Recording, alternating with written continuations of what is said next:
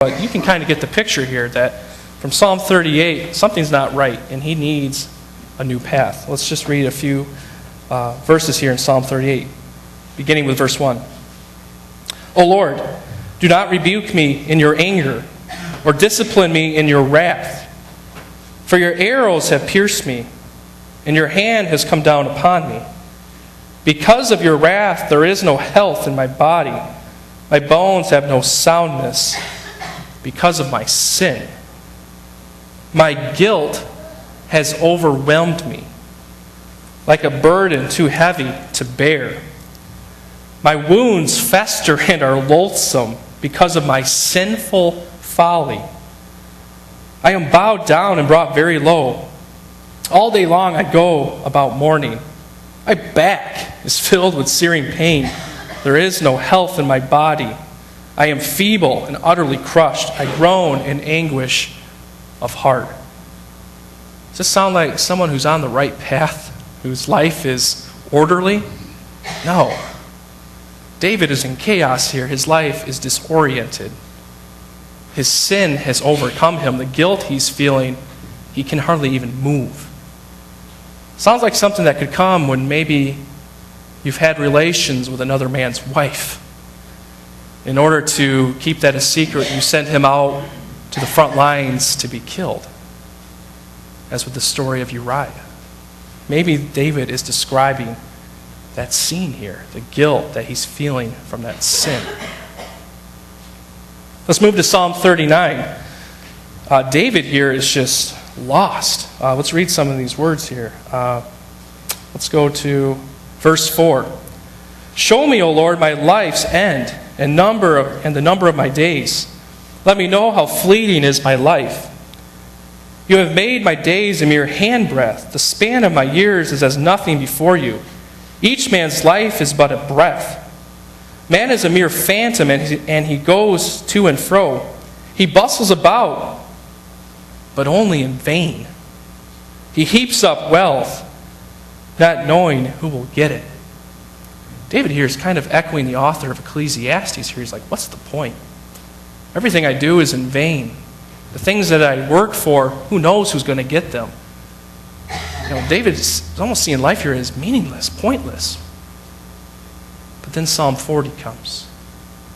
Psalm 40 comes and he says, Lord, you lifted me up out of that slimy pit, that pit of sin, that pit of guilt, that pit of meaningless, and you put a new song in my mouth. It's a psalm of new orientation, a new path. David is on the right path here in Psalm 40. But things change, though. You notice, I don't know if you've noticed, but I stopped at verse 11. Let's pick up at verse 12. Let's see what verse 12 has to say.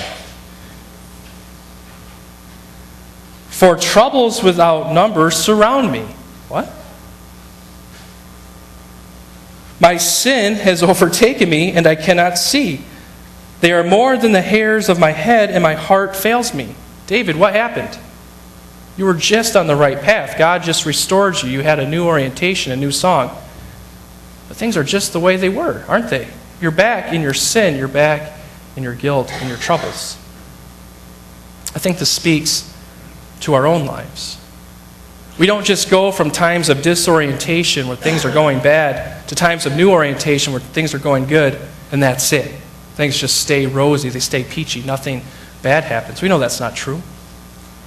Sooner or later, our lives will probably be brought back down into a tailspin of disorientation. Life is not a linear line from disorientation to new orientation, but it's more cyclical. We're going from new orientation, disorientation, new orientation, back to disorientation. Life is messy. It's complicated. But what does David do? Well, let's finish reading this psalm. How does David react to this disorientation? Verse 13. Be pleased, O Lord, to save me. O Lord, come quickly to help me. May all who seek to take my life be put to shame and confusion. May all who desire my ruin be turned back in disgrace. May those who say to me, aha, aha, be appalled at their own shame. But may all who seek you rejoice and be glad in you. May those who love your salvation always say, the Lord be exalted. Yet I am poor and needy. May the Lord think of me. You are my help and my deliverer. Oh my God, do not delay. David says, God, I need you. I cannot pull myself out of this pit. I need to trust in you. I trust you, God, for my salvation. I want to, right now, put a little more flesh on this idea of disorientation to new orientation from a story in the New Testament. The story is found in the Gospel of John, and this is a story where Jesus himself actually puts a new song, a new orientation in someone's mouth. Please listen to these words. Early in the morning, Jesus again went up to the temple, and all the people came to him, and he sat down and he began to teach them. Now some Pharisees and teachers of the law brought to Jesus a woman who they caught in the very act of committing adultery. Making her stand before everyone there, they said to Jesus, Jesus, this woman was caught in the very act of committing adultery. Now, in the law, Moses commanded us to stone such women as these. What do you say? They said these things to test him, so they might have some charge to bring against him. And then Jesus bent down and began to write on the ground. The Pharisees and the teachers of the law, they continued to question him. And finally, Jesus stood up and he said, anyone among you who is without sin, you be the first to throw a stone at her. And then he bent down and started to write on the ground again. One by one, they began to leave, beginning with the elders, until it was just Jesus and the woman standing there alone. And then Jesus stood up and said to the woman, woman, where is everyone? Has no one condemned you? She said, no one, sir. Then neither do I condemn you. Now go on your way and don't sin again. Now let's take a moment and just kind of unpackage this story about how Jesus put a new song in this woman's mouth. First of all, this woman, who is she? We don't know. All we know is that she was caught in the very act of committing adultery. Think about that for a second. I think sometimes we quickly gloss over that fact that she was in the moment, one of those most intimate moments a human being can ever have, and she's in that moment, and she's barged in on. She's caught. We don't know if she was the one who was married. We don't know if she was a virgin. We don't know if she was sleeping with a married man. But all we know is she was doing something that was very sacred, and she was doing it in secret, and that she was caught up in a bad sin. We're also told that this woman is brought to the temple and made to stand before all the people. This woman is alone. There's no one there to defend her. Where's her father? Her brothers? Her mother? Her cousins? Her friends? Where are they? They're not there. This woman is basically dead to rights. The Pharisees have her.